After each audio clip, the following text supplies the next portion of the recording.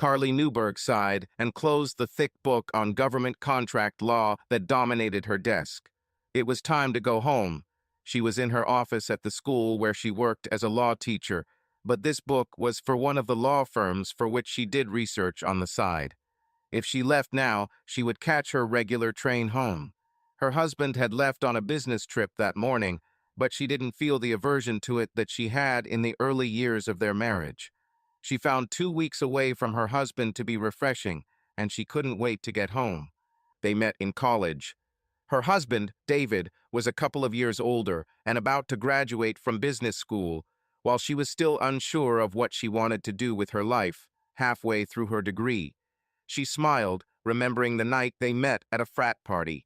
If only everything could remain as perfect as that night, she thought sadly, her smile fading as she turned off the light and locked the door behind her.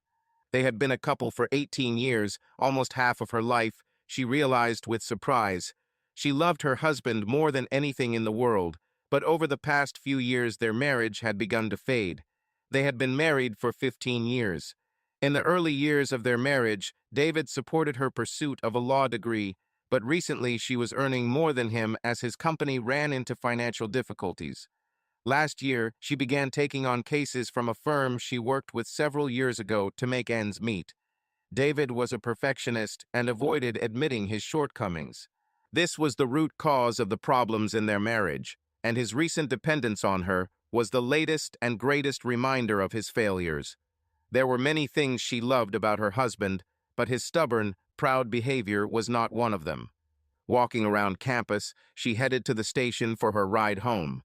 The evening chill reminded her that mid-autumn had already arrived. She was comfortable in a light sweater over a blouse and a knee-length skirt, but she would need a coat soon. Seeing the approaching train, she hurried towards him, knowing that he would not wait long. She made it just in time, falling into an empty space, a little out of breath. Almost immediately, she felt the gaze of the man opposite her, studying her skin. Carly was in her late 30s, with dark hair that fell just past her shoulders and smooth white skin that was trying to maintain its light summer tan. The short run in the cool weather had left her cheeks slightly pink, which she knew men find irresistible. 5.5 feet tall, with an athletic build thanks to a religious devotion to running and a pair of breasts that looked proportionate on her slender figure, she was pretty but not exactly beautiful. David liked big breasts, but he still fell in love and married her, which she reminded him every time he hinted at getting them bigger. The man opposite, with short dark hair slightly gray at the temples and a magnum-like mustache, clearly admired her charms. He was not one of her regular evening travel companions, people who became her silent and nameless companions. Sitting in front of her today was a girl she called Red, a short girl with many piercings and a star tattooed on the back of her head, with bright red hair when Carly first saw her. This week her hair was green, but to Carly she will always be red. On the other side behind Magnum was Big Beard, an elderly, balding man with a scruffy beard. He wore a wedding ring, and she always wondered how his wife could allow him to walk around with such a beard. There were a lot of people she recognized, but Magnum was definitely new. Turning her blue eyes towards him, she blushed under his cheeky gaze and showed her dimples nervously. He also wore a wedding ring, but looked more than willing to forget about his wife for one night if he was given even the slightest chance. While reading her book, she often glanced at him, becoming nervous under his inseparable glance. She was not afraid of a crowded train, but would change seats if there was an empty seat. As the train began to make stops, she said goodbye in her thoughts to familiar faces, knowing their stops as well as her own over the years. As soon as another seat became available, she moved to it, but Magnum's eyes followed her. The closer the train got to her stop, the more she prayed that it would get off soon. Relief filled her when he got up a few stops before her and got out. Even from outside the train, he looked at her until the train started moving. Getting off at her stop, she ran to the bus that was supposed to take her home. She had her own car, but traffic and parking in the city were a nightmare, so she rarely used it to commute to work. Magnum's glances left her unsettled, and she was still nervous even though she knew he wasn't there. It wasn't that she sensed anything dangerous about him, But he shared more than just a mustache with Tom Selleck. He was endowed with rugged good looks and broad, masculine shoulders. Carly had to admit that she found him attractive, and that was the danger. His gaze left no doubt in her mind that he was ready to share more than just views of the train. Even though their marriage had been far from perfect lately, she had never thought about cheating on David. But then again, she was sure that most people didn't plan to cheat, it just happened. Well, nothing would happen between her and Magnum, no matter how warm his handsome face left her feeling inside, despite the chill in the air. Entering home, she locked the door behind her and leaned against it with relief. Safe inside, she hoped David would call tonight, even though he didn't call her every night on his trips like he used to. Magnum's face kept popping into her head as if she had seen him before as she walked into the kitchen to pour herself a drink. She pulled out David's good scotch and poured herself a strong drink, downing it in one gulp. He really didn't look that much like Magnum. It was the mustache that made her make the comparison, but his face was just as handsome and familiar. She might have seen him on the train before, but she didn't think so. Either way, he's gone, and she's unlikely to see him again, so there's nothing to worry about. It was the small part of her that worried that tonight was the last time she would see him that made her pour herself another drink. As she tried to concentrate on preparing dinner for herself, she found it impossible to get his piercing gaze out of her thoughts. Carly knew she had a good figure and a pretty face, but it was easy to forget when her husband no longer showed much interest in sex. As she chopped up some vegetables for a little stir-fry for herself, she began to wonder who he was and why he was so obviously attracted to her. She couldn't imagine ever cheating on David, but the feelings that another man's interest aroused in her were unexpected. Thinking for a moment, she couldn't remember the last time her husband had looked at her with such desire. When dinner was ready, she ate in the living room while watching TV. As she flipped through the channels, she seemed to find reminders of her crush everywhere she turned, instead of the relief she had hoped for. Everywhere she looked, from the local news anchor with a mustache to the Jeopardy host, although he looked different after he shaved his mustache, she found vivid reminders of the man she called Magnum. Finally switching to the children's channel, she could only watch it for a while until it started to hurt. Turning off the TV in disgust, she put the dishes away in the kitchen and went upstairs to her office. Shortly after marrying David, they bought this large 4-bedroom house, filled with dreams of the children they would raise here. As Carly walked into what would be the bedroom for one of her children, she felt a sadness wash over her in a way that hadn't happened in years. For her, law school seemed like something to do while she was pregnant, but she became a member of the state bar and began working full-time at a law firm before she had to admit that something was wrong. David was supportive of her, willing to do whatever he could, as he said, but how quickly that changed when the doctor told them the problem was him, not her. Her husband refused to acknowledge any failure and was unable to ask for help. Suddenly, he said, they didn't need children in their lives. Carly loved him enough to not insist on it, but now that his interest in her was waning and he was spending more and more time on the road trying to save his drowning company, an empty house was her cruel reward. Every day, every single day, she wished that their problems were related to her, so they could at least try some treatments. She shook her head, thinking about what people had told her.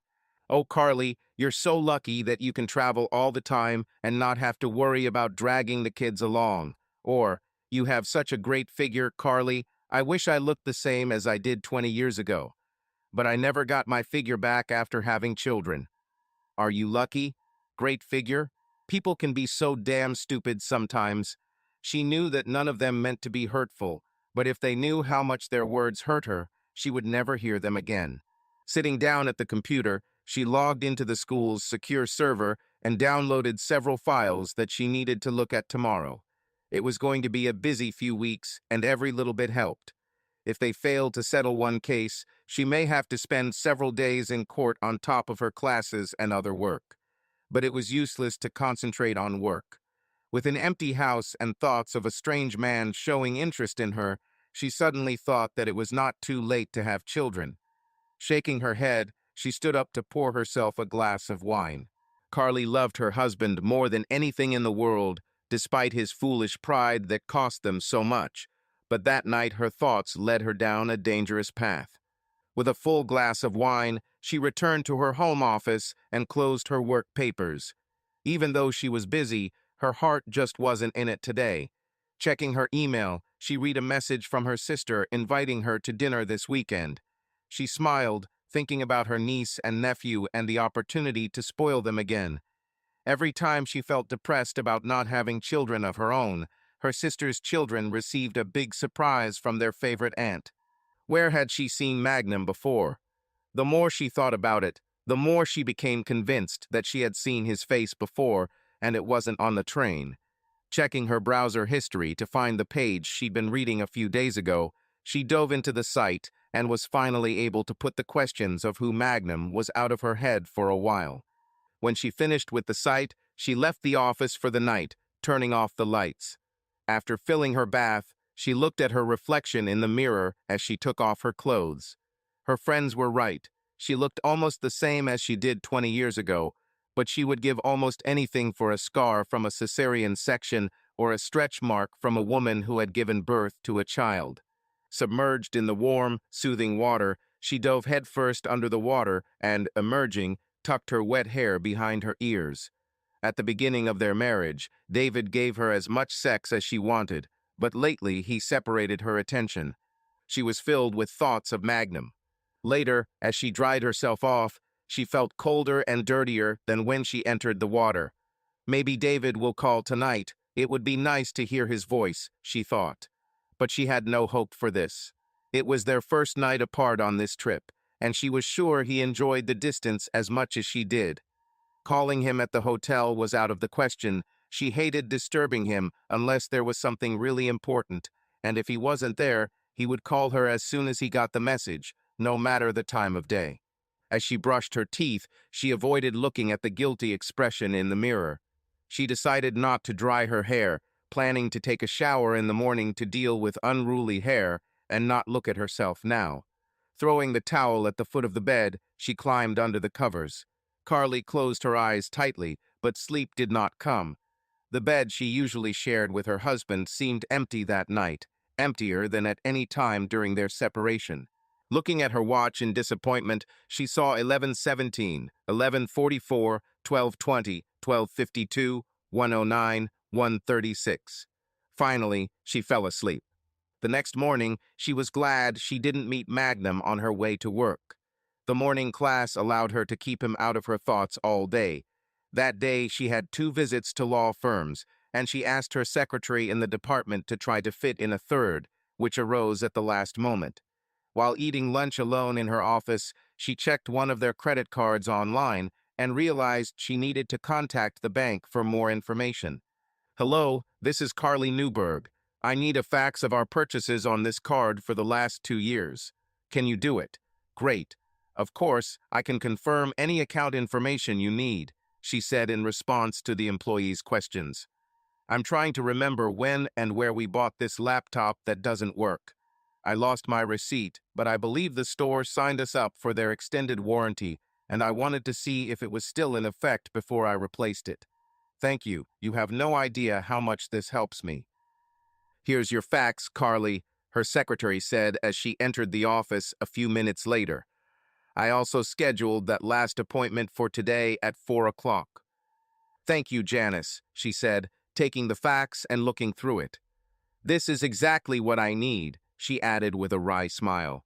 That afternoon, she rushed through her first 2 appointments to make sure there was enough time for the last one. It was something urgent that just came out, and the time frame was short.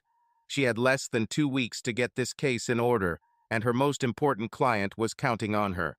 Heading to the last meeting of the day with documents that needed to be reviewed in her bag, she was met by the company secretary and motioned to the office where she was expected.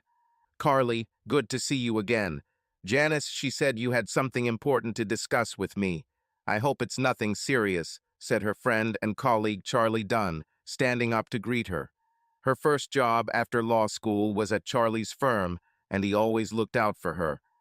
On the first day they met, she was extremely nervous, but he joked that their names were similar, which immediately calmed her down. "I don't think so, Charlie, but you're an expert on this sort of thing, so I was hoping you could watch it," she said, taking a folder out of her bag. "Let me read this," Charlie said, picking up the folder and looking into her eyes before starting to read. He nodded as he read and raised his head several times, shaking it back and forth, as if contemplating the legal significance of what he was reading. "I guess you're going to try to make sure this holds up in court?" he asked. "Yes," she said with a nervous smile. "Well, it looks like reinforced concrete to me," he said, nodding his head. "Even with the recent changes in circumstances," she asked. "No provisions have been made in this regard. The agreement is clear and precise," he assured her. "I'm sure you'll win this case with your eyes closed, but you know I'm always ready to help if needed." "Thank you, Charlie," she said with a relieved smile. "Hopefully I can hire you to help with this. Then you will have me. Barb and I have the rest of the week off to look after the grandkids, but if you want to stop by tonight, I'm sure we can come up with a good deal in a few hours," he said. "You're the best, Charlie," she said, standing up to hug him. "There's a lot more here, believe me, but I need to explore it first. I think I'll have all the details by Thursday night." "It sounds good. How about 8? The kids should be in bed by then, and that will give us plenty of time to discuss everything," he said. "See you then," she said, putting the folder away on her way out. Carly had been confident in her abilities before meeting Charlie, and now she was confident that they could win the big deal. Of course, he was her friend, but she knew that wouldn't stop him from giving an unbiased opinion. She was confident that they would have something worthwhile by Thursday. Meanwhile, she planned to consult with several more experts on the matter. It was unlikely that they would find anything that Charlie might have missed, but like any good lawyer, Carly prided herself on her thorough preparation, and this case was too important to allow any surprises. It wasn't until she boarded her regular train home and met Magnum's gaze that she thought about him again. Her meeting with Charlie left her in a good mood, so he didn't make the same impression on her as he did yesterday. Giving him the sweetest smile, she tucked her hair behind her ear and sat a few rows ahead of him, smiling to herself while blushing. There was no reason why poor Magnum shouldn't be given a little imagination, considering what she had done last night with his help. The idea of actually doing anything was still off the table, but after the heated fantasies last night, it seemed less foreign than the day before. Looking back, she saw that he got off at the same stop as yesterday. Heading home, she locked the door behind her and sadly looked at the empty house, tears welling up in her eyes. After dinner, she sat in the living room, looking through interior decorating magazines. It was her hobby that filled her free time. Their beautiful home, free of clutter and children, drew compliments, but what she wouldn't give for a box overflowing with toys in the corner that would look completely out of place. She decided that she was going to redecorate some of the rooms when David returned. Carly tried to focus on the patterns and color schemes, but there were too many sad thoughts running through her head, and she soon began to cry. Closing the magazines, she went to bed early. Tomorrow, she had to get up before 6 to go for a run before work.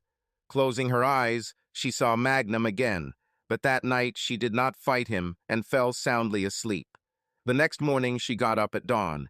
Putting on her sports uniform, she hurried out the door with a bottle of water. Having run her usual route, she was soon sweating profusely, despite the cool autumn morning. It was just her and the sidewalk, with no sad thoughts or tempting strangers. Finishing the run in a record time, she ran another smaller lap before heading back inside to shower before work. Another busy day with classes in the morning and visits to several law firms in the afternoon. There was so much to do that she arranged evening meetings to quickly discuss a big deal. So far, neither firm had found any potential difficulties that Charlie might have missed, and they assured her there was nothing to worry about. Carly knew there was nothing wrong with the court case, but the fact that all the news so far had been good allowed her to relax a little. Taking the late train home from an evening of meetings, she yawned, thinking about bed. She felt someone's gaze from the side, and before she turned her head, she already knew that it was Magnum. The first evening she had wondered where he had suddenly appeared, but now he was here again hours after her usual trip, There was no doubt that he was watching her. As long as they were in a crowded public place, she wasn't too worried. He continued to look, but today she did not smile at him. There was no point in encouraging him further. Relief filled her when he got off at his usual stop. Even though he was gone, she still looked over her shoulder nervously the rest of the ride home. When she returned home, she decided to go to work by car tomorrow, despite the traffic jams. This will make it easier to get to Charlie's after work. Instead of going to her place first, she could go straight to his house after the last meeting. The early rise and long day left her tired. As she fell into bed after a quick dinner, she thought about Magnum again. It wasn't that she felt like he was going to hurt her. It was that she was afraid of what pursuing him would lead to. Could she hold out until her husband returned, or would she succumb to his silent suggestions? For the third night in a row, she dreamed about him before going to bed, and no matter how many times she banished him from her thoughts, Magnum returned as the star of her fantasies. The next morning, she drove to work in her car, glad to avoid her silent admirer. This was the strangest part of the whole story. He looked at her continuously, but never said a word. His eyes left no doubt about his intentions, and she was sure that the other people on the train must have noticed it too. If he had approached her on the first day, she would have rejected him outright, but now he was gradually destroying her morals one fantasy evening after another. It didn't help that she still hadn't heard anything from David and only saw reminders of the difficulties in their relationship everywhere. All she needed was to hear his voice for him to say he loved her, and Magnum wouldn't stand a chance. What kind of husband goes away and doesn't call his wife for almost a week? She thought angrily. Her morning classes went by in a blur. While eating lunch alone in her office, she closed the door and cried until there were no more tears left. Having poured out her emotions, she collected herself for an important afternoon activity. Walking to the car, ready for the first meeting, she felt a chill run through her skin and knew that he was watching her again. Looking around with a determined look, she challenged him to show his face. As she got into the car and quickly drove away, she prayed that he wouldn't be able to follow her. She never saw him in the parking lot, but the knowledge that he was there left her uneasy. After the last meeting, she called Charlie and asked if she could come a little earlier. He heard the fear in her voice as she told him everything that had happened this week. "Come in, honey," Barb said, greeting her at the door with open arms. "You're safe here with us. This terrible man can't hurt you here," she said, giving Carly the shoulder she so desperately needed. "Charlie told me everything. I can't imagine what this week has been like for you," she said in a soothing voice. Carly looked up and saw Charlie standing a few steps away with a worried expression on his face. Her parents now lived in Florida, but here, with these old friends, she had almost as much support. "I brought a file for discussion," she was finally able to say. "Leave it to me, and I'll work on it tomorrow," Charlie said, and she nodded, grateful for the opportunity to lighten her load. "I fed my grandchildren before bed, but our dinner is still being prepared. You will have dinner with us," Barb said. It was a statement, not an invitation, although Carly would have gratefully accepted it anyway. During dinner, she opened up to her friends, finding comfort in their wise advice. They both offered to do whatever they could to help her, but she assured them that she would be fine. Today, she needed to lean on the people who love her, and tomorrow and in the days following, she will cope on her own. After a few laughs and many tears, she stood up to leave, feeling that she would forever be indebted to her friends for their kindness. "You should stay with us today," Barb said as Carly stood up, looking for her bag. "Oh no, I can't impose," she said, feeling guilty for burdening them. "Nonsense," Barb said, shaking her head. "We don't have any spare beds. Everyone is occupied by the grandchildren, but you can share the bed with me and Charlie can take the sofa for one night." "Really? No problem," Charlie quickly added. "I'm so grateful for friends like you, but I'll be fine at home," she said. "I don't like this at all," Barb said, looking at her husband and waiting for him to act. She shouldn't be alone at a time like this. "If we can't convince you to stay, let me at least accompany you home," Charlie suggested, and his wife smiled and nodded. "Please, you've already done more than enough in one evening," she said. We can't force you to stay, no matter how much I want to, Charlie sighed. Will you call when you get home so we know you're okay? I promise, she said, smiling and hugging them goodbye. She acted bravely in front of her friends, but the journey home scared her. Alone with her demons, she struggled to stay under control. The desire to stop and cry almost overwhelmed her. She knew that David had no intention of calling, and that Magnum would find her again tomorrow. Most of the time, she thought she knew what she would do, but every day that little piece of her heart that was unsure grew larger. When she got to the house, she looked around for a long time before getting out of the car and running towards the house. Fumbling with her door keys, she began to cry before finding the right one and going inside. Frantically setting the alarm off after locking the door behind her, she leaned against the door, breathing heavily. Before calling Charlie, she forced herself to take a few deep breaths, which calmed her down. After finishing the conversation, she went to the bathroom and filled the bath.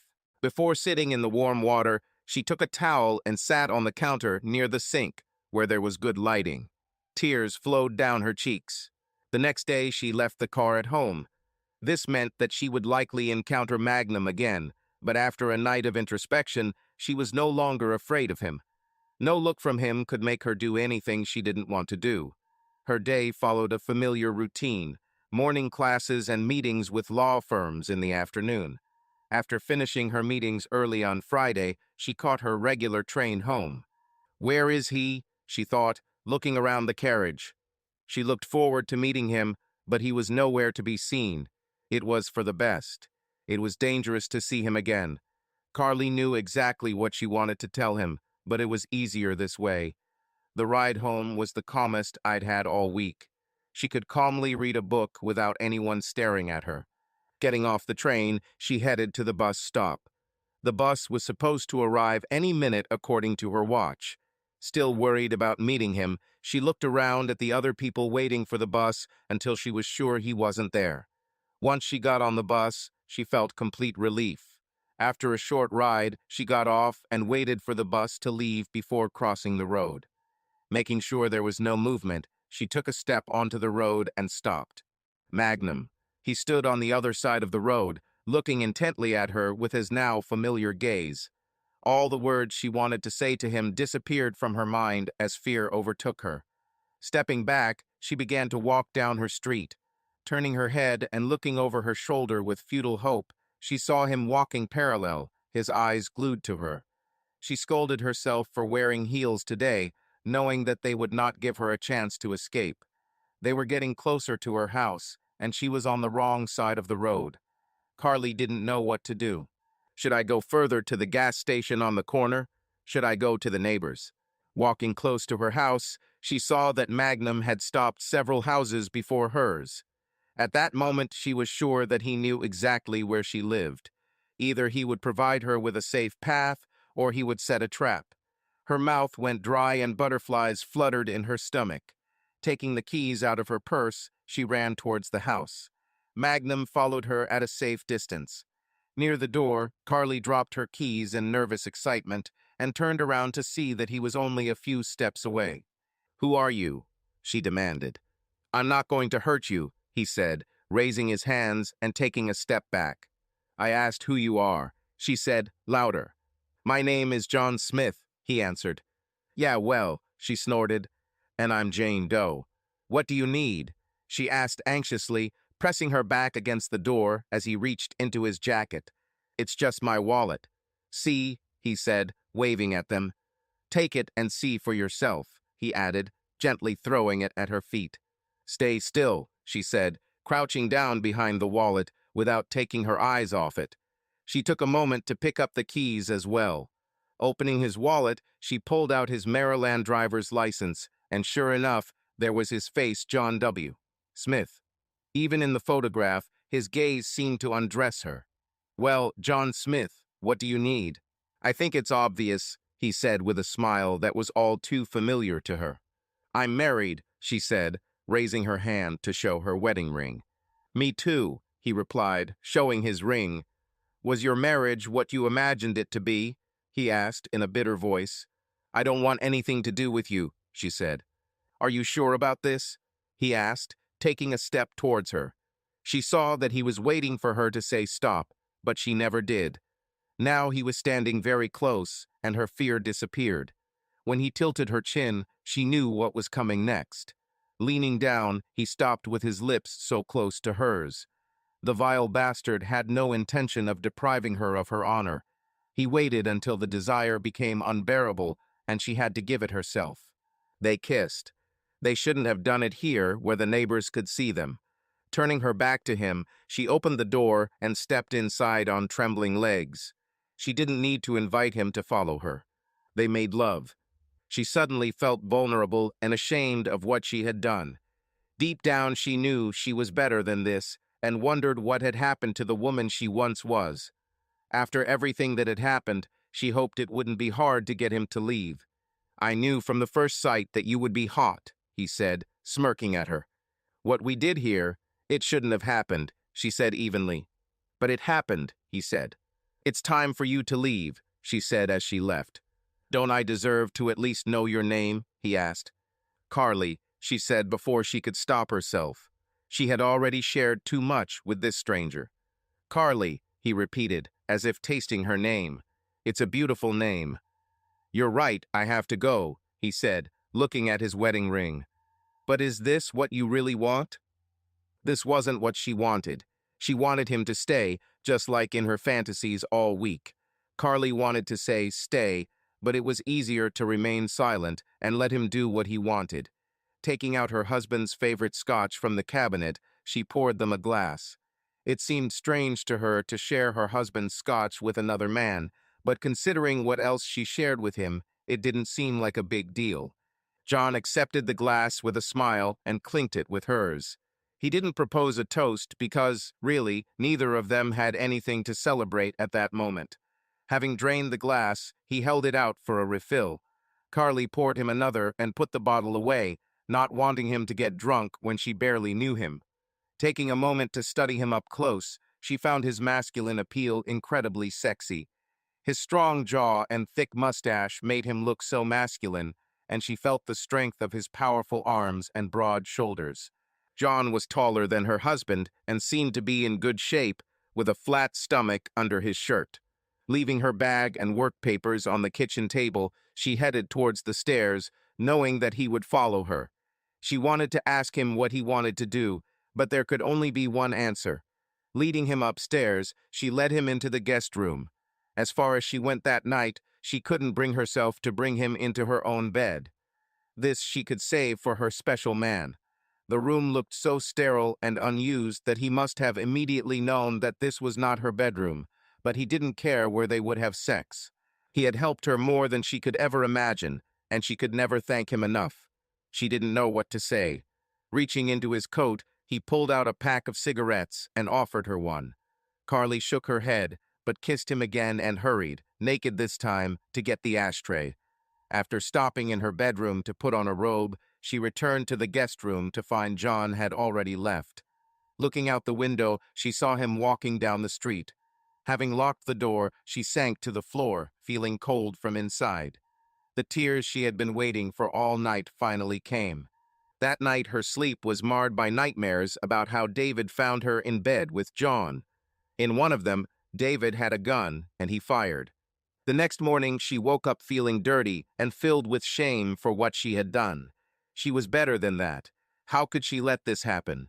There was no use in regretting the past. She didn't usually wash before running, but she felt her skin crawling and took a scalding hot shower that failed to cleanse her soul. Carly loved morning runs. They always helped her clear her thoughts, no matter what she was dealing with, but John couldn't get out of her head. When she returned home, she locked the door. She wanted him again, but she wasn't ready to face him now. In her master bathroom, she filled the bathtub, preparing for a long, relaxing soak. Sitting in the warm water, almost up to her neck, she added hot water whenever the water began to cool. Carly wanted to stay there all day while she struggled with her emotions. As she sank under the water, she held her breath until her lungs began to burn and her head began to spin. Emerging from the water, she greedily sucked in air, ready for what the rest of her life would bring her. Once dry and dressed, She called her sister to let her know she'd be arriving a little early. She still needed to buy gifts for the children and stopped at a toy store along the way. Usually the thought of visiting a toy store filled her with sadness, but today she felt fine. A day after she allowed a stranger to have sex with her, she was already allowing herself to think about her own children again. Even though it wasn't the time of the month when she could get pregnant, just the thought of him made her imagination run wild. With gifts for her niece and nephew, she made the hour-long drive to her sister's house, arriving several hours before dinner. Her sister Cindy greeted her at the door with a hug and immediately knew something was wrong. The children ran up to their Aunt Carly and kissed and hugged her before running back to play with their new toys. Cindy and her husband Steve invited Carly into the house, and although they sensed something was bothering her, they knew they would wait until the kids went to bed to find out more. They sat together in the living room, drinking wine and chatting. When it was time for Cindy to finish preparing dinner with Steve's help, Carly went downstairs to play with the kids. After dinner, the five of them played a board game until it was time for the kids to go to bed. After kisses and hugs, Aunt Carly received thanks for the gifts, and the father took the children upstairs to bed. Carly smiled after them, then looked at her sister's serious face. "Now, what's wrong with you, sister?" Cindy asked when the kids were out of earshot. "Nothing," Carly said, but she knew her sister wouldn't believe it. "You may be older than me, Carly," my sister began with a smile, "but you can't fool me so easily anymore. Will you tell me what happened, or should I call my mom?" Taking a deep breath, Carly opened up and told her sister what had happened this week. In the end, her sister hugged her and cried with her. When Steve returned, she briefly told him what had happened to explain their tears. He reacted with anger, ready to find John and teach him a lesson for hurting the woman who was like a big sister to him. She made him promise not to do it, explaining that it was also her fault. She was pleased to know that they were both ready to support her in any way. Why couldn't her marriage be as good as theirs? She thought with a little envy of her sister and her loving husband. David once held her the same way Steve held Cindy now. Later, over a cup of coffee, when the tears had dried for the evening, they sat and reminisced about the past. Steve and Cindy were high school sweethearts and often spent weekends on the town with Carly when she and David were just starting to date. They laughed, remembering how their father unexpectedly came for a visit and almost caught them together. Their parents did not approve of Carly and David living together without marriage, and would have been completely shocked if they knew that Steve was also visiting with Cindy. Back then, it seemed like they'd all be together forever, but now David no longer came with Carly when she visited, and had barely said a word to Steve the last time Carly had invited them to dinner. Carly suspected that her husband was jealous of Steve because he gave Cindy 2 beautiful children, but never spoke about it. It was already past 10 when Carly put on her coat to get ready to go home. Cindy tried to convince her to stay, but she refused. She assured them that she would be fine and invited them to dinner at her house the following Saturday. The drive home gave her time to think. There was so much to do in the next week, but despite all the appointments she had planned, John continued to occupy her thoughts. He was from out of state, here on business, for all she knew, and had probably already left. The thought that he could disappear from her life so quickly left her with an unexpected feeling of sadness. As she parked at the house, she realized that she had forgotten to leave the light on before leaving. The evening chill was already hinting at night frosts when she got out of the car and buttoned her coat. Steadying herself in the darkness, she tried to get the key into the lock. "I was about to leave," he said from the shadows, scaring the crap out of her. "Oh, thank God, it's just you," she said with relief when she recognized John's voice. "You scared me. You shouldn't have come here again." "You didn't want to see me again?" he asked. "I want to see you," she admitted, "but we can't be seen like this." "Nobody sees anything here," he said, bringing his hand closer to her face so that she could see him. "You know what I mean," she said, smiling in the darkness. "I'll leave if that's what you want," he offered. "You can stay tonight," she said, opening the door. "But next time we should meet at your hotel," she added. She was no longer going to deceive herself about her intentions, and saw that there was no point in deceiving him either. Only when she went inside did she notice that he had brought her flowers. She took them and lowered her head for a kiss. They made love again. She wanted more than anything to fall asleep and dream of a world where her life wasn't such a mess, but she forced herself to stay awake until she was sure he was gone. She needed to lock the door before going to bed. Walking downstairs, naked, she headed to the front door. On the floor near the door, she found a note with the address and number of his hotel room. Smiling, she took it upstairs with her. It was late, and she couldn't feel the shower or bath, so she slept in the guest room. Waking up early in a strange bed, she took a quick shower before going for a run. She thought it was stupid to shower before getting sweaty again, but the morning after her second night with John made her feel dirty.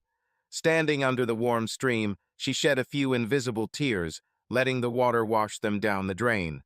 Suddenly, she decided to throw away the piece of paper with his address, although it was already too late. She remembered him last night and was sure that she would go to him tonight, despite how bad she felt right now.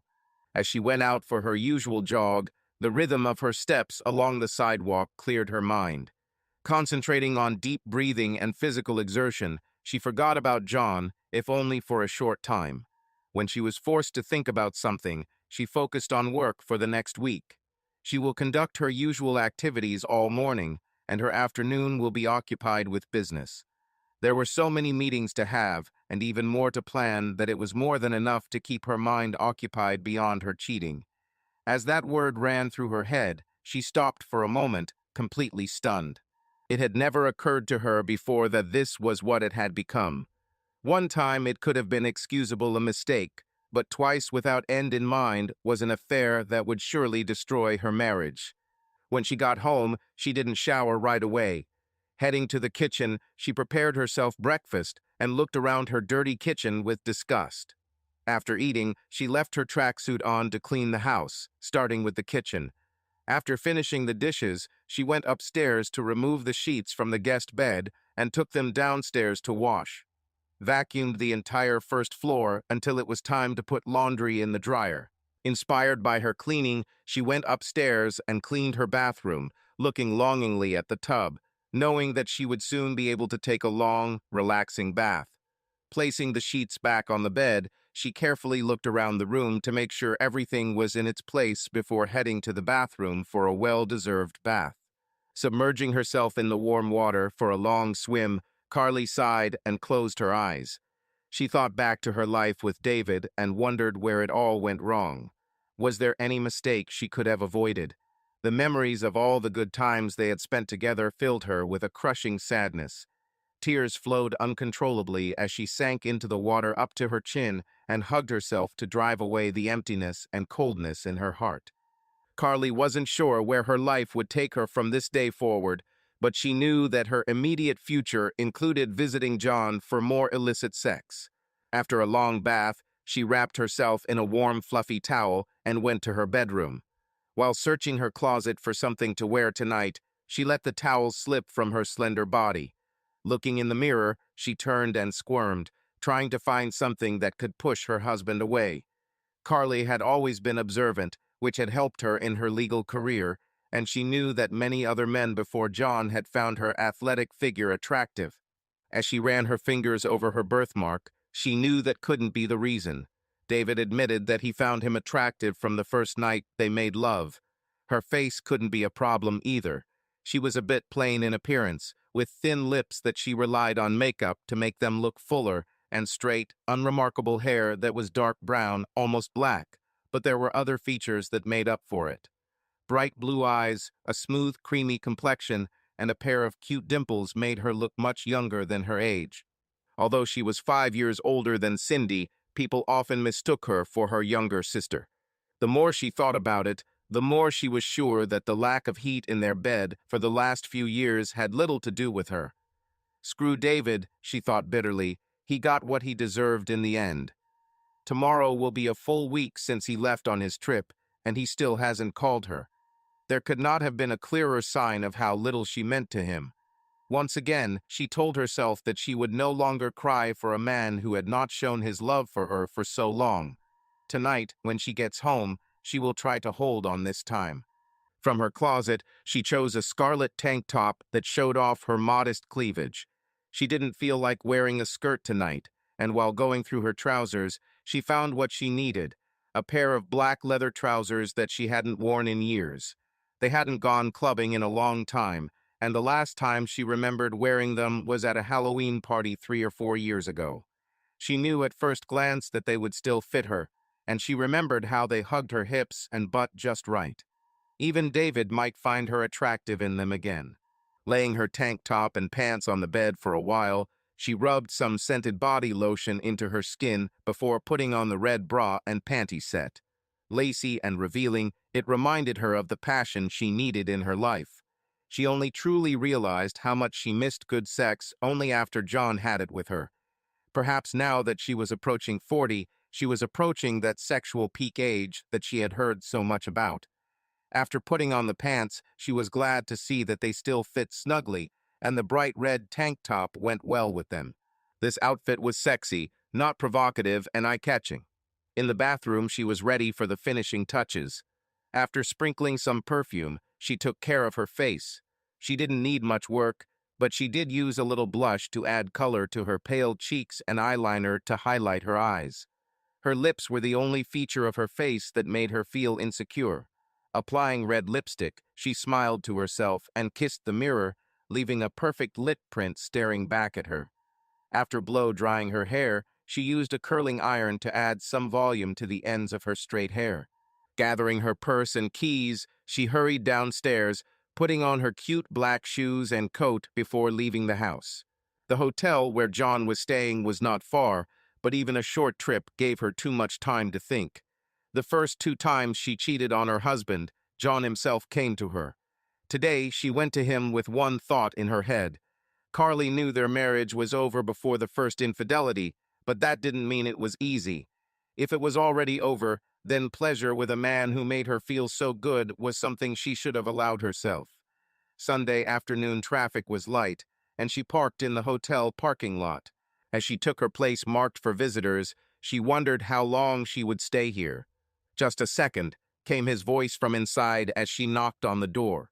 He opened it, holding his cell phone to his ear, and looked at her with panic. "What?" he said into the phone, seeming surprised. "Oh, it's just room service," he said, placing a finger over his lips to allow her entry. "Listen, I'll call you back later, okay? Okay, then tomorrow, bye." "Your wife?" she asked, noticing how attractive he looked even in a simple blue t-shirt and jeans. "Yeah," he said, walking past her and closing the laptop before she could look at the screen. Collecting the papers on the table, he stuffed them into the briefcase and put it away. "I was sure that you would come, but I didn't think it would be so soon." "Have a seat," he said, pointing to the chair in front of her. "Do you love her?" she asked, lounging on an unmade bed instead of a chair. "Whom?" he asked, clearly still shocked by her unexpected arrival. "Your wife. Do you still love her?" she asked. "Do you love your husband?" he answered defensively. "I asked first," she said. "I don't know," he said with a sigh. "There are a lot of things I love about her, and I can't imagine leaving her and the kids."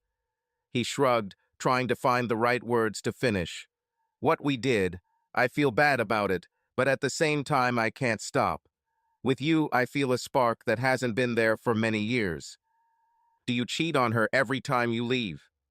"Does it matter?" he asked her in response. "No. For me, no," she answered honestly. "There were others, but none were like you," he said. "Yes, of course," she replied with a dubious grin. "So what about you?" he asked. "You were the first. Before you, I was innocent in the matter of adultery, John," she said, turning her shame into a joke. "And your husband, do you still love him?"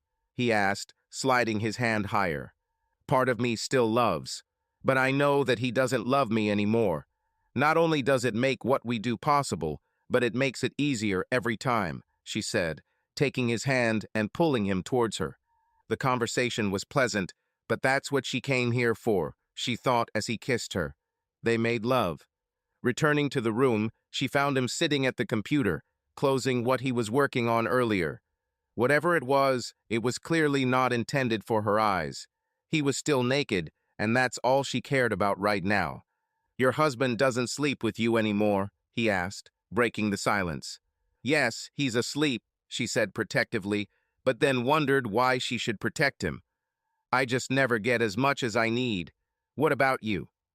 "Me?" he asked again, not understanding. "Do you and your wife have sex often?" she asked.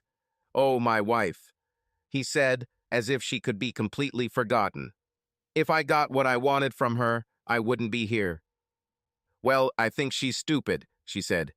"She and your husband seem perfect for each other," he said with a grin. "I can't imagine my husband doing something like that. He's too much of a perfectionist to stoop to cheating," she said with a sad sigh. "Sorry, I shouldn't have said that," he said, touching her hand. "It must be hard for you."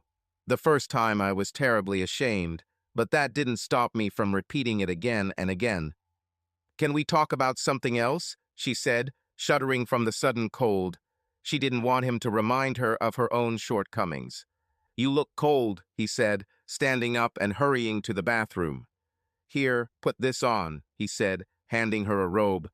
"Thank you," she said. "How about I order us dinner at my company's expense?" he suggested.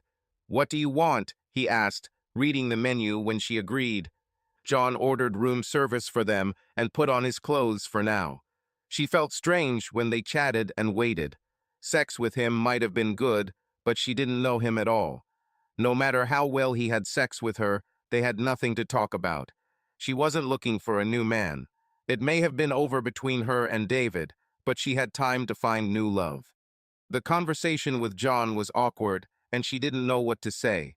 There could be no future between them, and she had already decided that she liked sleeping with him enough, which left little to discuss. When the food arrived, she was relieved to have a distraction. Carly hurried to the bathroom when she heard the knocking to hide. The messenger would not know who she was, but she did not want to be perceived as a woman of easy virtue or a cheater, although the latter was true. John called her after the messenger had left, and they sat down at the table in silence, eating. She felt vulnerable, sitting naked in her robe, and couldn't wait for them to have sex again. When both were naked, she didn't feel so insecure. Sitting opposite him, she felt his gaze wandering over her legs and trying to look into her robe at her chest. At least he wanted to see them, and that relaxed her a little. After dinner, John went to the bathroom. Looking around the room for something to do, she wanted to turn on the TV, but decided not to. With a busy schedule next week, she had little time and could use waking up early as an excuse to leave if needed. Sex left her tired and relaxed, but there was still time. How much longer will he be here? How many more times can she make love to him? She heard the bathroom door open and turned to see John undressed again. She smiled.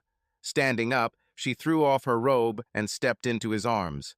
"Thank you for a wonderful evening, John," she said, giving him her sweetest smile. "It was my pleasure," he said with sincerity in his voice.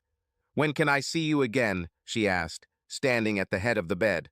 "I'll be here all week," he replied. "Just a week?" she asked quickly, although in fact she knew that she was lucky that his trip lasted so long. "Just a week," he confirmed. "We'll have to make the most of this time," she said, leaning in to kiss him. As she turned to leave, she smiled to herself. Carly slept easily that night. Her thoughts were free for other things. David became less important every day. A week ago, if she had been asked, she would have said that she loved him more than anyone and anything in the world, but how quickly everything changed. Now, if she had the chance, she would trade him for John in a moment. She believed that their marriage could still somehow survive, but she was too realistic to give it more than a minimal chance.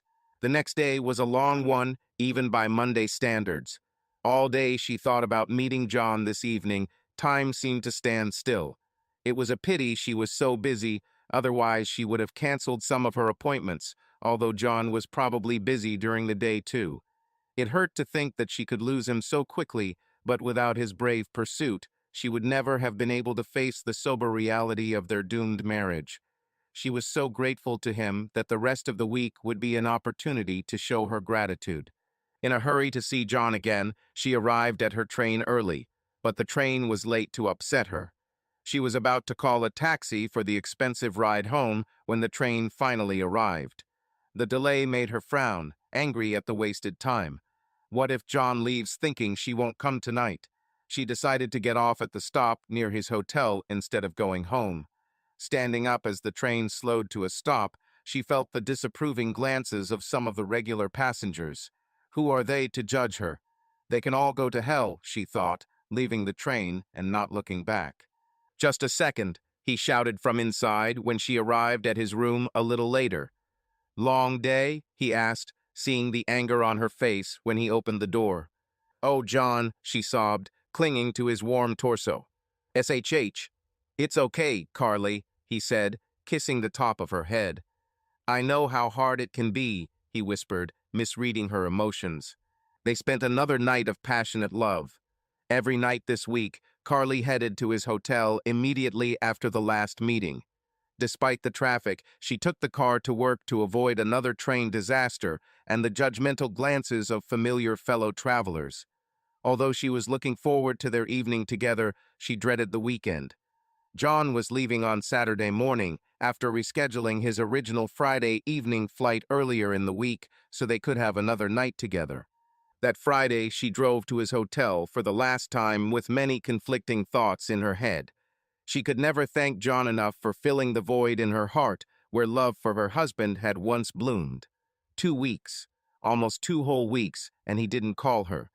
Well, if this trip taught her anything, it was that living without her husband was not as difficult as she had imagined. Having parked the car, she sat for several minutes, collecting her thoughts. Taking a deep breath, she opened the door and walked towards her lover. Her stomach twisted with excitement as she rode up the elevator. Turning the corner in the hallway to his room, she took another calming breath and put on a smile before knocking on the door. John must have been waiting impatiently for her, because the door opened almost immediately. You look beautiful, he said, taking her hand and sliding his hand down her arm. You don't need to say that, she said, embarrassed and turning away from the heat in his eyes. She didn't even go home after work to freshen up. Today, she looked the same as she did every weekday. It's true, Carly, he said, leaning his head down to kiss her, and she sighed. Your husband is a fool. He doesn't understand how lucky he is. Let's not talk about him, she said, biting her lower lip, looking away from his shoulder. Sorry, I didn't mean to. He began to apologize. It's okay, she said, smiling at him as he pulled away from their embrace.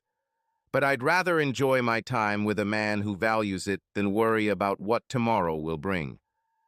Raising her arms behind his neck, she pulled his lips to hers for a kiss. Maybe she was deceiving herself. David had been so cold and distant since his business began to fail that any man who showed even the slightest interest in her would seem stunning in comparison. Sex with a new partner was always hot in the beginning, but who's to say it will last? As good as sex with John was, she wanted so much more than sex. She wanted a new man and a new life. Carly wanted a second chance to have the marriage she had dreamed of since childhood. A husband who cared for her and beautiful children in a home full of love was what she wanted. There was still a chance, but there was no more time to waste with a selfish man who didn't love her. Do you want to go to dinner? John suddenly asked, breaking her out of her thoughts. No, she replied, her mind still racing. I just want to stay here tonight, she said. Then how about I order us something nice instead of room service, he suggested. I would like that, she said, smiling. What should we order? Do you know this city? He asked, sitting down. Do you like sushi? I know a great place that delivers food, but it's quite expensive, she warned. At the same time, she took off her bra and reached for the zipper on the back of her skirt. It's never too early to start seducing him again. You know what you like, so order something good for me too, he said, handing her the phone. After she placed her dinner order, their eyes met. At first, she was embarrassed to be naked in front of a strange man after all these years, but a week of passionate lovemaking relieved her of this uncertainty. Knowing that a man found her so attractive was a huge relief after years of indifference from her husband. Just as she closed her eyes to rest, there was a knock on the door. John, she screamed in panic as he took the blanket to cover his nakedness.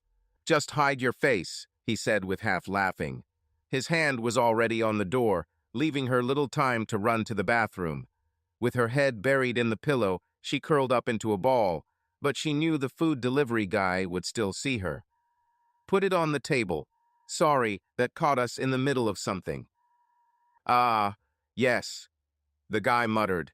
Carly felt her heart pounding as two eyes scanned her bare skin. She heard John's belt clink as he reached for his wallet. "Here you go," she heard John say, then silence for what seemed like an eternity. "Hey, here's your money." "Oh, sorry. Thanks," the guy replied, and the door closed behind him. "Well, I gave this guy the best tip of the night," John said, laughing next to her. "I can't believe you did this," she said, removing the pillow from her head. Her anger had already evaporated, and the adrenaline of being seen in such a state took over her. "Relax, Carly. He only saw an anonymous beautiful ass," he said. "He couldn't take his eyes off you, and who can blame him? The poor guy was probably hoping that I would invite him to join." "Fuck you, John," she said, picking up her discarded clothes. "It was just a joke," he protested. "Maybe if I hurry, I can catch up with him," she said, heading towards the bathroom with clothes in her hands. "Let me go," she screamed as he grabbed her hand. Pressing her against the bathroom door, he kissed her. At first, she tried to resist, but it was too good to resist. "Sorry," he said, his eyes full of regret, apologizing for this and much more. "If you still want to go." Carly dropped her clothes and jumped into his arms. Later, they sat naked, leaning on the head of the bed, eating dinner. They were only sent chopsticks, and John was terribly clumsy with them. After several failed attempts that left his chest stained with sauce, he looked at her helplessly. With sadness in his voice, John mentioned the early flight. She took the hint. Returning to the bedroom after her shower, she walked past her clothes and lay down on the bed, patting the empty side next to her. "What are you doing?" he asked. "I want to stay here tonight," she said in a low voice. "If it's not right, I'll leave, but I'm not ready to lose you yet." "Of course, stay," he said, getting into bed next to her. The next morning, he woke her up with a kiss. Even after last night, she was thirsty even before he left. Reaching out to hug him, she felt her fingers touch the fabric of his shirt. Carly's eyes opened wide in panic. "No, John, you can't leave now," she said, tears starting to fill her eyes. "My plane leaves in an hour," he said. "It's a shame we don't have more time, Carly, but this is the end." "When can I see you again?" she asked. "Again?" he asked, clearly confused. "I need to see you again, John. What we have is special," she said, releasing a flood of emotions she had been trying to avoid. "Forget about your wife and my husband. We have each other." "Look, Carly, it was fun for a week, but—" He was clearly searching for words to explain. "Oh God, I'm so stupid," she said, trying to hold back her tears. "What have I done? My husband." She felt panicked. "I can't believe I did this to him, to us. I need to tell him. I need to explain how sorry I am."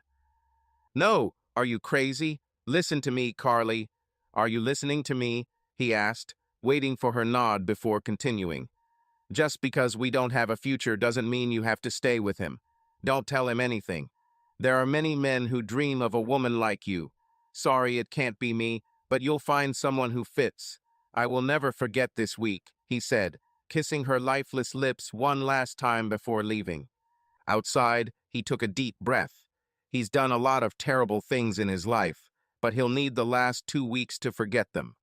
Taking the elevator down to the lobby, he paid the bill and said that there was a woman left in the room who would leave within the hour. Outside, he climbed into a waiting taxi and turned on his laptop, asking the driver to take him to the airport. As soon as Windows booted up, his cell phone rang. It was early, so he immediately knew who was calling. It was time to start making amends to Carly. "Hello?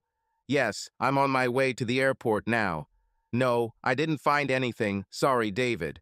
As far as I can tell, your wife only does two things while you're away, running in the morning and staying late at work," he said, watching a video recorded by a hidden camera in his hotel room.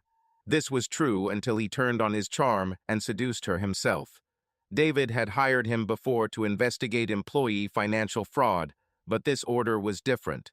David contacted him a few months ago, looking for a way to end his prenuptial agreement.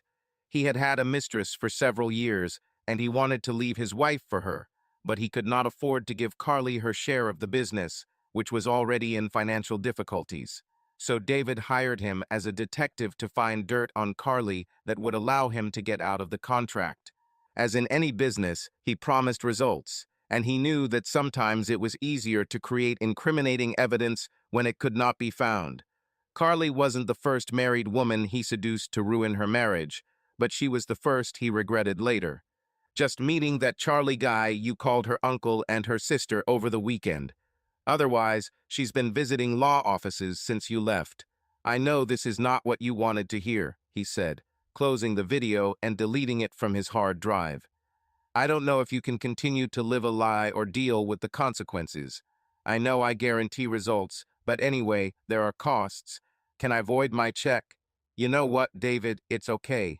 Use another agency the next time you have a rat in your accounting department. I hope you get what you deserve, he said as he hung up and turned off the phone.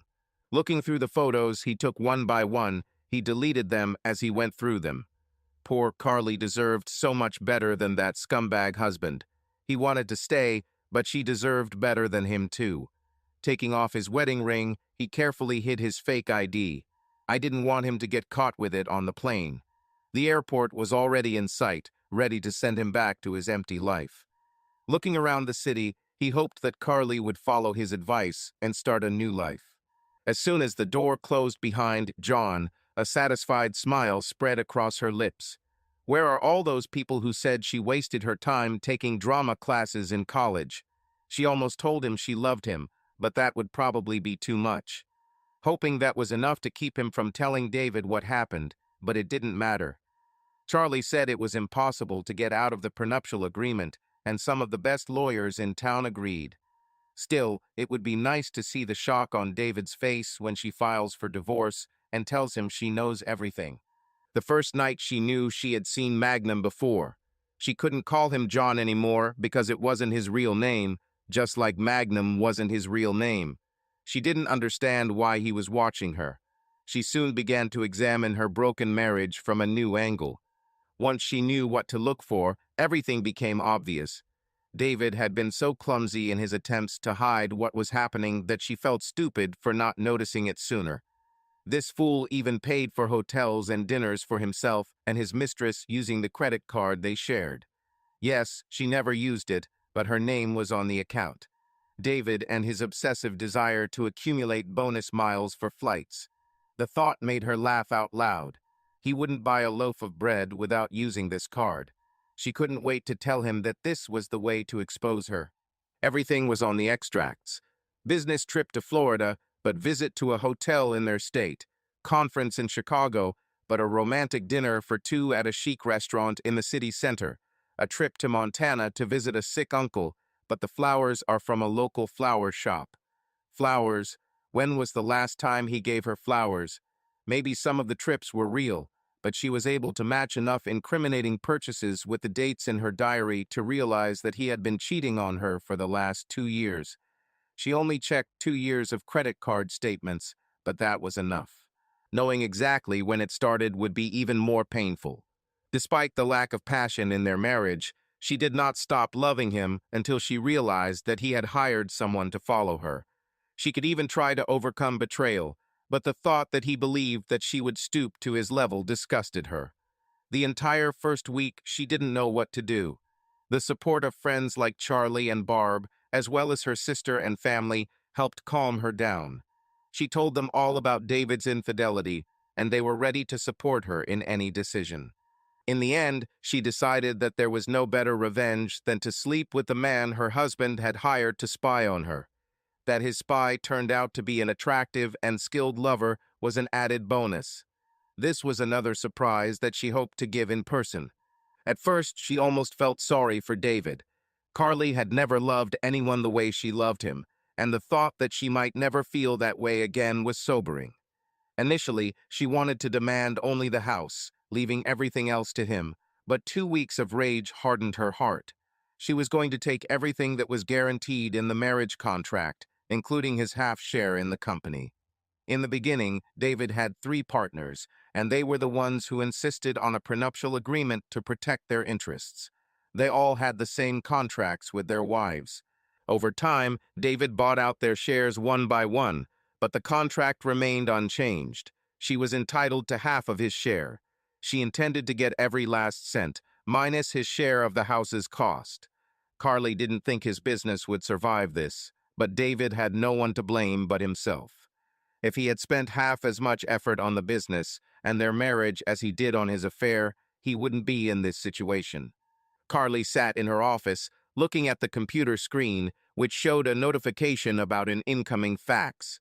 She had prepared the papers to file for divorce, and was now waiting for reassurance from Charlie and the other lawyers who would review her papers. Her heart was pounding with excitement and fear. Today was the day she was supposed to start a new life. She wasn't sure how David would react to her decision. He had become cold and distant in recent years, but their story still held her in its grip. The realization that she was ready to break with the past was both liberating and terrifying. The long years of their marriage, their dreams of a family, and the house they built together, all this now seemed like a distant and alien life. Charlie assured her that she had every right to half of his business. David will be forced to sell a significant portion of his assets to compensate her, and his company will likely not survive the blow. She knew that this would be a hard blow for him, but there was no longer room in her heart for pity for the man who was so indifferent to their marriage. Carly took a deep breath and took a sip of her iced coffee. Thousands of thoughts were spinning in her head. She remembered those moments when David was everything to her, when they made plans for the future and dreamed of children. She recalled how he supported her in law school, how they laughed and cried together. But all this was in the past. Now she had a new life before her, a new opportunity to be happy. Once she finished working on the paperwork, she filled out the final forms and sent them off to be printed. She will take them to court tomorrow morning. This would be the beginning of the end of their marriage and the beginning of a new chapter in her life. She knew it wouldn't be easy, but she was ready for the fight. In the evening, she met with Charlie and Barb. They were her support, and she was grateful for their help. Dinner at their house was held in a warm atmosphere. They laughed and shared stories that distracted her from her difficult thoughts. She knew that these people would always be there, no matter what happened. "You're a strong woman, Carly," Charlie said as they sat on the porch after dinner. "You will get through this and come out stronger." "Thank you, Charlie. I don't know what I would do without you and Barb," she replied, smiling. "I feel like I'm finally finding my strength and independence." "We're always here for you," Barb said, hugging her. "Do not forget it." Returning home, Carly felt light in her heart. Tomorrow a new life would begin, and she was ready for it.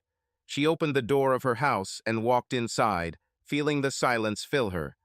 At that moment, she realized that this house was no longer her prison. It will be a place where she can start again. The next morning, she woke up early. The sun's rays made their way through the curtains, illuminating the room. She got up, took a shower, and dressed in a formal business suit. Taking her documents and bag, she left the house, ready for a new day. Everything went quickly in court. She submitted the paperwork, and the clerk assured her that everything would be reviewed as soon as possible. Carly felt relieved as she left the courthouse. Now everything depended on the judge and lawyers, but she knew that her affairs were in good hands. Days passed waiting for news from the court. Carly immersed herself in her work, trying not to think about what would happen next. She dated Charlie, who supported her and gave her advice. She spent her evenings with her sister and her family, finding solace in their company. One evening, while returning home from dinner at Cindy's, she received a text from a lawyer. The court scheduled a hearing for next month.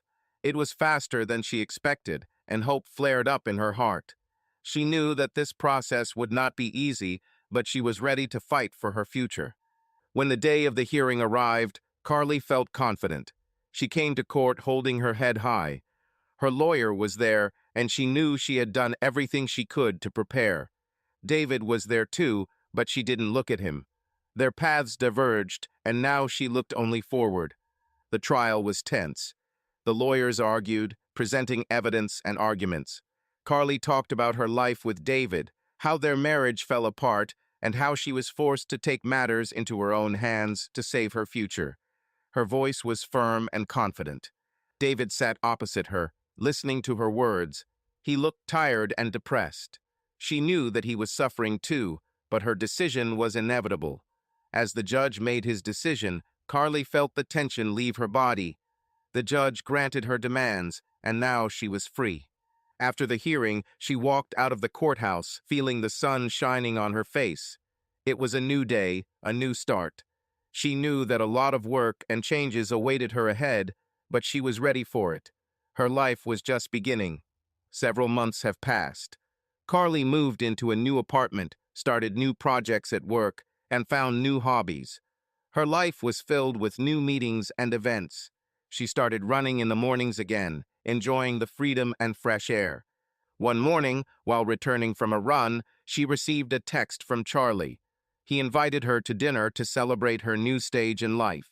She gladly accepted the invitation and came to their house in the evening. Barb and Charlie greeted her with smiles and hugs. "We're proud of you, Carly," Charlie said, raising his glass. "You've been through a lot and come out stronger." "Thank you, Charlie. It wasn't easy, but I'm glad I had you," she replied, raising her glass in response. "Here's to a new life and new beginnings." The evening passed in a warm atmosphere. They laughed, reminisced about old times, and made plans for the future. Carly felt like her life was finally gaining meaning and direction. She was grateful for the support of friends and family who helped her through difficult times. When she returned home, her heart was full of joy and hope. She knew that new challenges and opportunities awaited her, but she was ready for them. She found her strength and confidence, and now nothing could stop her. Several years have passed. Carly continued to work and develop.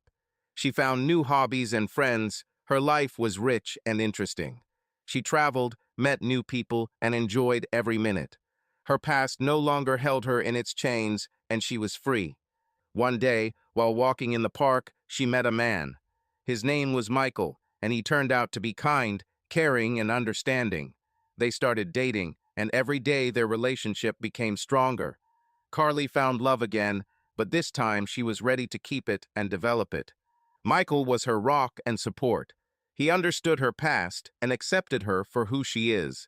Together, they made plans for the future and dreamed of a home full of love and warmth. Carly knew she had found her happiness. One evening, sitting by the fireplace with Michael, Carly remembered her past. She thought about David, how their lives had diverged, and how she had found her strength. She knew that her past was a part of her, but now it was only a memory. Her present and future were with Michael, and she was ready for a new stage in her life. "What are you thinking about?" Michael asked, hugging her. "About how happy I am," she answered, smiling. "Thank you for being in my life. I'm also happy that I have you," he said, kissing her forehead. "We will get through everything together, no matter what happens." Carly knew that her life was now full of joy and love. She found her strength, her happiness, and was ready for new challenges. Her past was behind her, and a bright future awaited her. Together with Michael, they built a home full of laughter and happiness. Carly found her place in this world and was grateful for every day. She knew that life could be difficult and unpredictable, but now she was ready for any challenge. Her strength and confidence helped her move forward, and she knew that with Michael they could overcome anything. Life went on, and Carly enjoyed every moment of it. She learned to appreciate the little things, enjoy simple things, and be grateful for everything she has. Her heart was full of love and warmth, and she knew that many more amazing moments and discoveries awaited her ahead. Carly and Michael were happy together. Their home was full of love and joy. They traveled, met friends, and enjoyed life. Carly continued to work and develop. Her career took off, and she was pleased with her achievements. One evening, sitting by the fireplace, Michael proposed to her. Carly was stunned, but her heart was full of joy. She knew she had found her soulmate and was ready to spend the rest of her life with him. Tears of happiness flowed down her cheeks as she said yes. Their wedding was simple and beautiful. They invited only their closest friends and family, and the day was filled with love and laughter. Carly felt like the happiest woman in the world, and her heart was full of gratitude for this new stage of life. Carly and Michael became parents. They had a son whom they named Jack. Their home was full of joy and laughter, and Carly enjoyed every moment with her family. Her life was filled with love and happiness, and she knew that she had found her place in this world. Carly continued to work, but now her priority was family. She spent more time at home, caring for Jack and supporting Michael. Their life was full of adventure and joy, and every day brought new surprises. One evening, sitting by the fireplace with Michael and Jack, Carly remembered her past. She thought about David, how their lives had diverged, and how she had found her strength. Her heart was full of gratitude for all the lessons she had learned and how life had led her to Michael and Jack. "Mom, what are you thinking about?" Jack asked, looking at her with his big eyes. "About how happy I am that I have you and Dad," she answered, smiling. "I love you more than anything in the world." "We love you too," Michael said, hugging her. "You are our treasure." Carly knew her life was full and fulfilling. She found her happiness, her strength, and her family. Now her future was bright and joyful, and she was ready for new adventures. Life went on, and Carly enjoyed every moment of it, knowing that many more amazing moments and discoveries awaited her ahead. Subscribe to our channel so that your love doesn't cheat on you, and go ahead and listen to the next story, because this story is nothing compared to the next one. If you're under 18, don't even think. Click to the next one. Click to the next one. Click to the next one. Click to the next one.